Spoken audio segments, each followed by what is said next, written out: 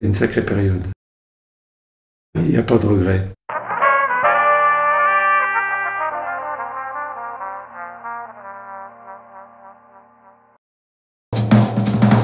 Egon Claude, né le 24 septembre 1942. Tunnel de Viviers. C'était en hiver 78-79.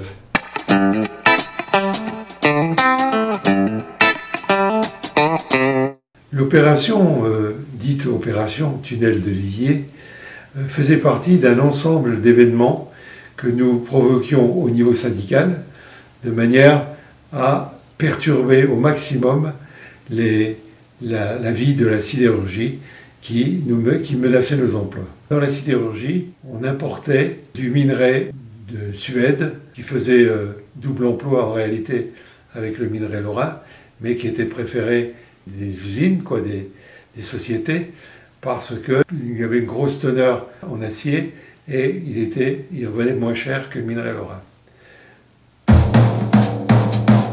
L'opération consistait donc à vider le minerai sur la voie ferrée de façon à bloquer les trains qui devaient emprunter cette voie. Il était décidé d'utiliser un tunnel parce que les engins élévateurs ne pouvaient pas être utilisés. Et ensuite, il y avait une voie sur les deux qui était en réparation. Ce qui fait que notre blocage d'une voie dans le tunnel de Viviers était une catastrophe pour la sidérurgie. Pour vider le contenu des wagons d'un train de minerai, il fallait bien sûr arrêter le train. Et ça, c'était une partie très délicate de l'opération. Comment arrêter un train? Alors, il y avait des gens qui n'avaient pas froid aux yeux. On avait des relations avec des gens de la SNCF, soit des gens qui étaient au syndicat et qui étaient à la SNCF, ou des anciens de la SNCF, qui nous donnaient des tuyaux sur la façon d'arrêter les trains. L'opération de l'arrêt du train était très compliquée. Pour ça, il fallait que le signal passe au rouge. Et pour faire passer le feu au rouge, ça nous l'avions appris par les gens de la SNCF, il suffisait de raccorder les deux rails avec un fil électrique. À ce moment-là, ça signalait donc qu'il y avait un objet sur la voie et le feu passait au rouge. Donc le conducteur du train, voyant le feu rouge, le faisait fonctionner à vue. C'est-à-dire que le machiniste voyait ce qui se passait sur la voie en roulant doucement. Alors le train étant arrêté par la présence des fils sur les voies, une personne d'entre nous deux personnes montaient entre deux wagons sur les tampons des wagons. Une personne montait au-dessus et une autre restait dans les tampons. Le train repartait à vue et à ce moment-là, la personne qui était au-dessus, elle voyait ce qui se passait et pouvait arrêter le train à l'endroit où elle voulait.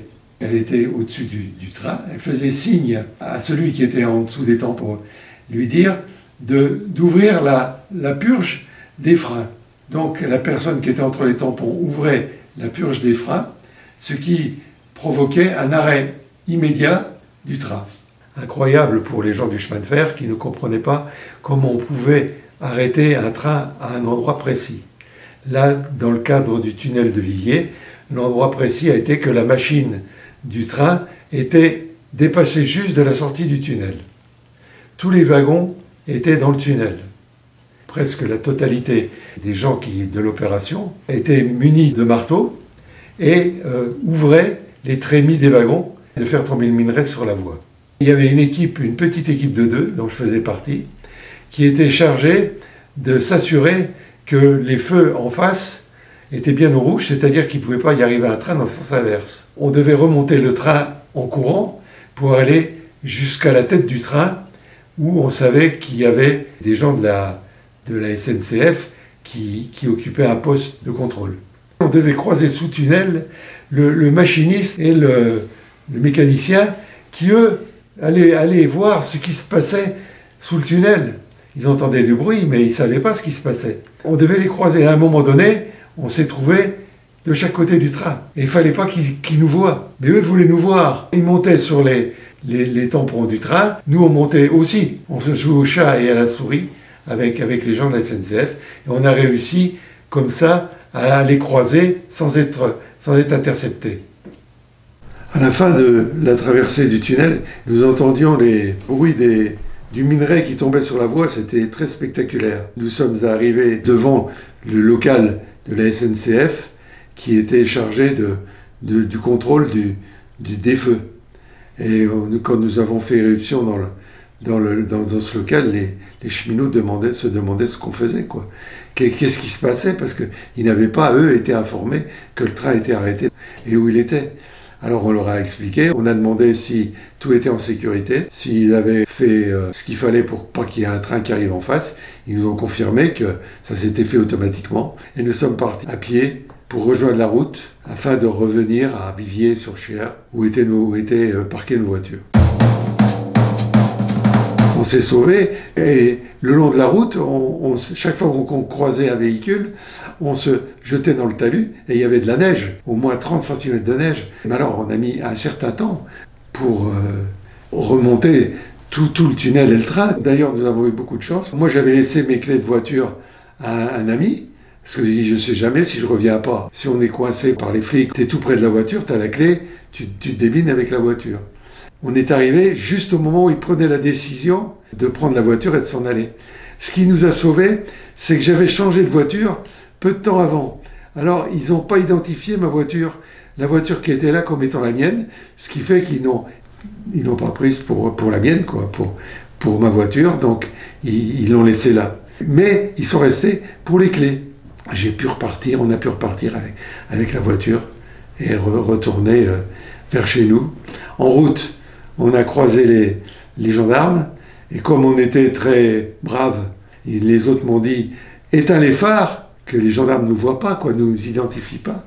On a éteint, et ce qui fait que nous avons croisé les gendarmes dans le noir.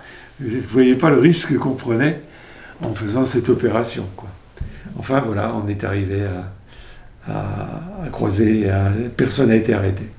Les jours suivants, les employés de la SNCF ont dû dégager le minerai qui était sous le tunnel. Aucun engin ne pouvait y aller, il n'y avait qu'une voie. On n'a pas été leur demander alors qu'il était sous le tunnel à cette époque-là. On passait en voiture, on voyait que ça bossait, on rigolait dans notre barbe, mais c'était pas marrant pour eux, quoi. Très belle opération qui a bloqué pendant plus de 10 jours la voie ferrée entre Longwy et Longuyon, quoi.